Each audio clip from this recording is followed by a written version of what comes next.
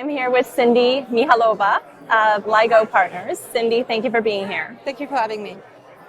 What are the challenges that you see facing family offices, especially as they navigate the next 5 years? Sure. So I personally see a lot of issues accessing quality deal flow. A lot of family offices come to us asking for access of market opportunities. There's a lot going on right now. Obviously, through LinkedIn, you always receive requests for, please allocate capital into my deals. Those are not a type of deals that we look at all.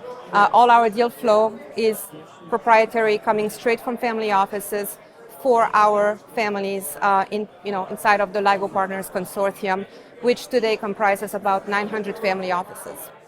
What industry sectors do you identify as the most promising in terms of stability and ROI in the next 5 years? That's an interesting question. Definitely medtech is a big one for obvious reasons. I mean, we are still in a pandemic nowadays.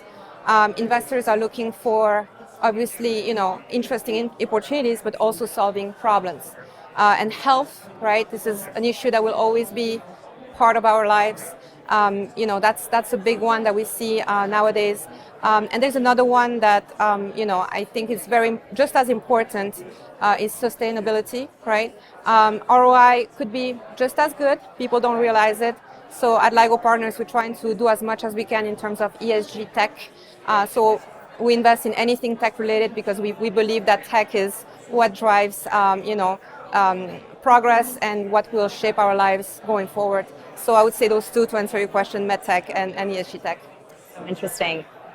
Do you advise family offices to invest in certain countries? Most of our deal flow comes from the US for obvious reasons. We have great, connections with top VCs. We co-invest with, very prominent VCs and ultra high net worth, entrepreneurs.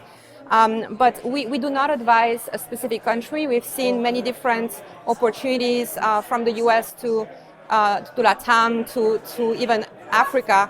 We are doing a payment platform right now, actually in Nigeria.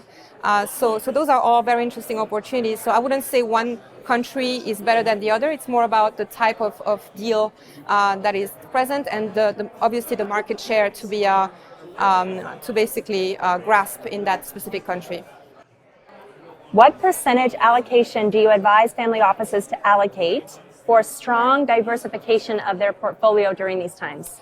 We do VC, right? So venture capital being everything we do, we always tell our families that, you can have obviously a cash position. You will always have, a position in whatever, made your wealth, right? Maybe manufacturing, retail. Some families come from the tech space in general, or the med tech space, or just, life sciences in general.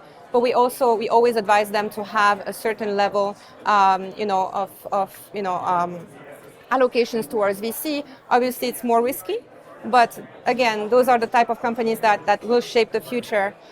So there should be at least, I would say, in a portfolio, at least 5 to 10% allocated to venture capital. Cindy, thank you for being here. Thank you very much for having me.